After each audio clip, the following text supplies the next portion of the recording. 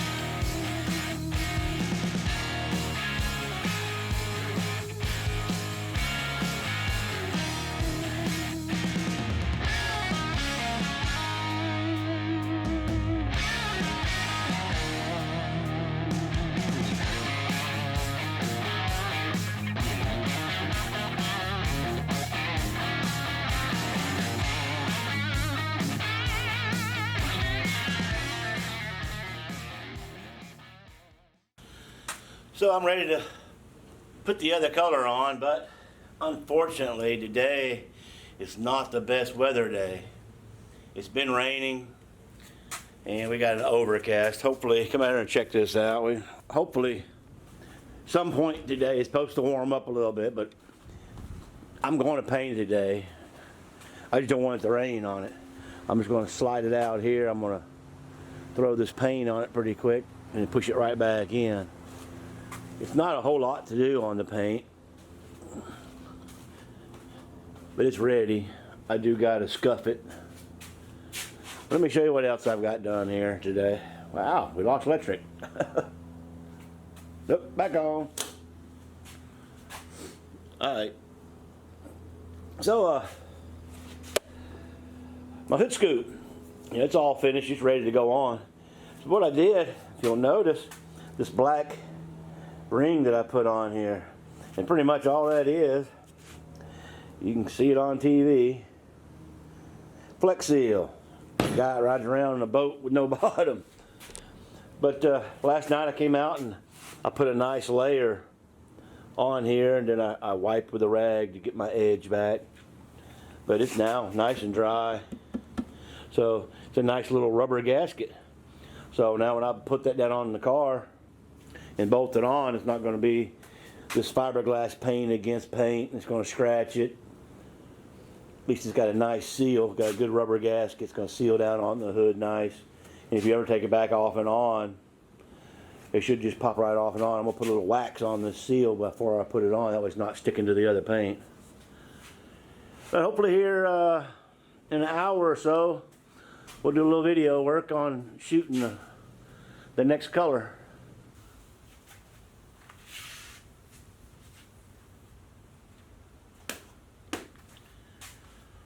Don't look like the weather is going to give me much opportunity to just push it out there and spray it, so I'm going to end up setting the paint booth back up probably and pushing it in.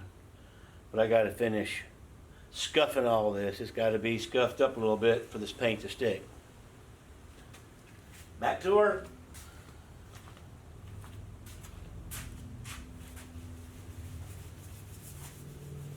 So we're ready to spray.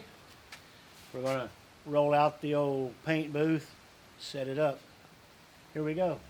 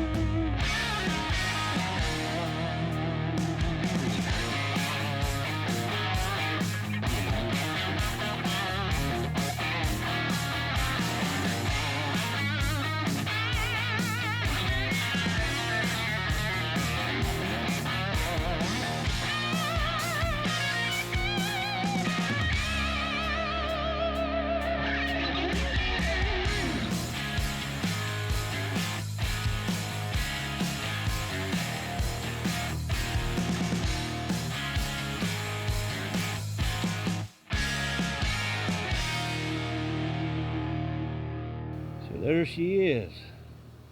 We got the wheels, tires on it. I got the scoop just sitting on there.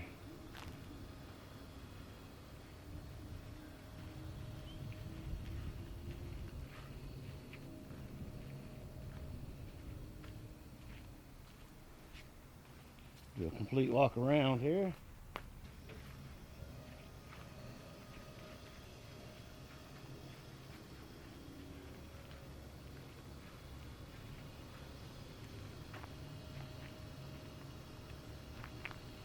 Still have some more surprises going.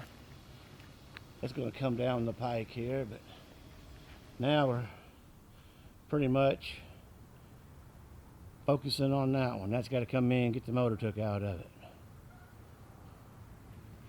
So this one here, gonna sit a couple weeks and let the paint cure. So now that I got the car painted, we're gonna get this car out and we're gonna bring the charger in. 'Cause I gotta get the motor out that's gonna go in this car. But before I do that, let me give you a little review on the paint booth that you've seen that we blow up and set up. For the price, I'm giving it a thumbs up. The car came out nice. I didn't get the overspray, trash. It took care of a lot of that. The only thing that I had any issue with on it is when I was spraying, it filled up in there and got a lot of cloud of paint. And I was worried that it was going to lay back on the car and stick, and then you get all that on there. But it came out, I mean, as you can see, shiny as hell. I didn't even have to buff it or nothing. I mean, it came out really nice. One little issue on the trunk, I don't know if I'm going to have to, on the trunk lid, if I'm going to have to repaint, I'm going to try to buff it a little bit, but we'll see on that one.